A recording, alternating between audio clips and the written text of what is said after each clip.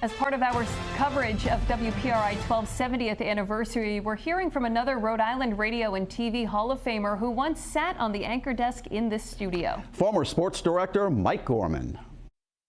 The Celts dropped another one. Walt Frazier tossed in 22 points. Bobby Smith came off the bench for 16. John Havlicek led the way for Boston. He had 16 points. Mike Gorman reporting on the Celtics for 12 Sports back in 1977, a few years before he went on to become the play-by-play man for the Celtics for more than 40 years. Our current sports director Sam Knox spoke with Mike Gorman recently.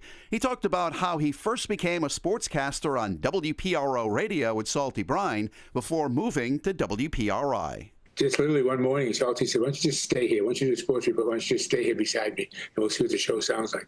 And it sounded pretty good, I guess, because we ended up doing a two-man show for about a year or two.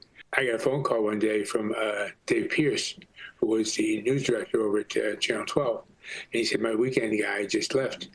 Would you be interested in auditioning for the job?" I said, "Sure." I'll bet there's some happy times going on down there right now. But they were good guys. Tom Chisholm was very funny. Walter Klein was he was the best. I loved working with Walter. They were such a good group to work with. I mean, Ernie asked us. Ernie could walk on the air with no preparation at all and give you at least 30 minutes, if not an hour. You know, he knew how to talk. He knew how to get it done.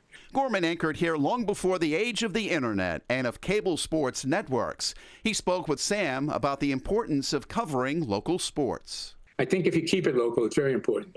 You know, I think you need to not worry so much about giving the Milwaukee Bucks score from last night and worry more about giving the URI basketball team, women's basketball team, maybe did something or something. You got to keep it local because you can't beat the big guys because they get too much money to throw at the product. Not necessarily better than you or me. Mike retired as Celtics announcer after they won their 18th banner last season. He was inducted into the Rhode Island Radio and TV Hall of Fame in 2016.